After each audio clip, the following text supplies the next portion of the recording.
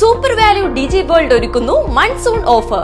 Semi automatic washing machine 7999 മുതൽ. കൂടാതെ emergency flash light, iron box, flask എന്നിവ 50% വരെ ഓഫർ നൽകുന്നു. ഏവർക്കും സ്വാഗതം. തിരുവല്ലോമല മലേശമംഗലത്ത് കുടിവെള്ള പൈപ്പ് പൊട്ടി വ്യാപകമായി ജലം പാഴാകുന്നു എന്ന് നാട്ടുകാരുടെ പരാതി. നിരവധി തവണ പരാതി നൽകിയിട്ടും അധികാരികൾ തിരിഞ്ഞു നോക്കുന്നില്ല എന്നും ആക്ഷേപം. പുതിയ പാലം, ശിവജി നഗർ, നടുവത്തപ്പാറ എന്നീ ഭാഗങ്ങളിൽ കുടിവെള്ളം എത്താത്തതിനാൽ ദുരിതത്തിലായ ജനങ്ങൾ റോഡിലൂടെ പാഴായി പോകുന്ന ചെളിവെള്ളം മുക്കിയാണ് ഉപയോഗിക്കുന്നതെന്നും പരാതിയുണ്ട്. പൈപ്പ് പൊട്ടിയിട്ട് ഇപ്പോൾ ചേറിലും ചളിയിലുള്ള വെള്ളം കുടിക്കുന്നത്, വേറെ ഞങ്ങൾക്ക് വെള്ളം കിട്ടാനില്ല.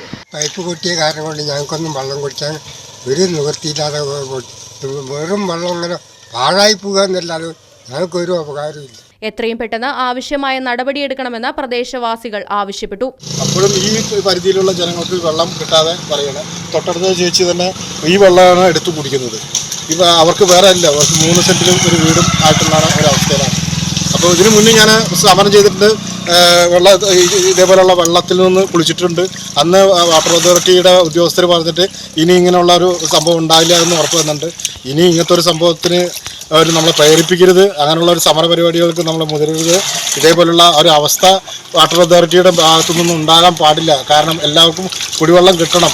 അധികാരികളുടെ അനങ്ങാപ്പാറ നയം ഇനിയും തുടർന്നാൽ ശക്തമായ പ്രതിഷേധ പരിപാടികളുമായി മുന്നോട്ടു പോകുമെന്നും നാട്ടുകാരും മുൻ ഗ്രാമപഞ്ചായത്ത് മെമ്പർ ജയശ്രീയും റൈറ്റ് വിഷനോട് പറഞ്ഞു. നടുവത്തപ്പാറ ഭാഗങ്ങളിൽ കുടിവെള്ളത്തിന് വളരെ ബുദ്ധിമുട്ട് അനുഭവപ്പെടുന്ന മേഖലയാണ്.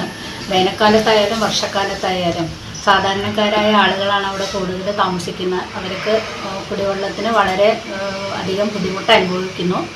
അതുകൂടാതെ തന്നെ വെള്ളം വരുന്ന സമയത്താണെങ്കിൽ അവിടെ ഇവിടെയൊക്കെ പൊട്ടിയിട്ട് നടുവത്തപ്പാറ വരെയൊന്നും എത്താറില്ല.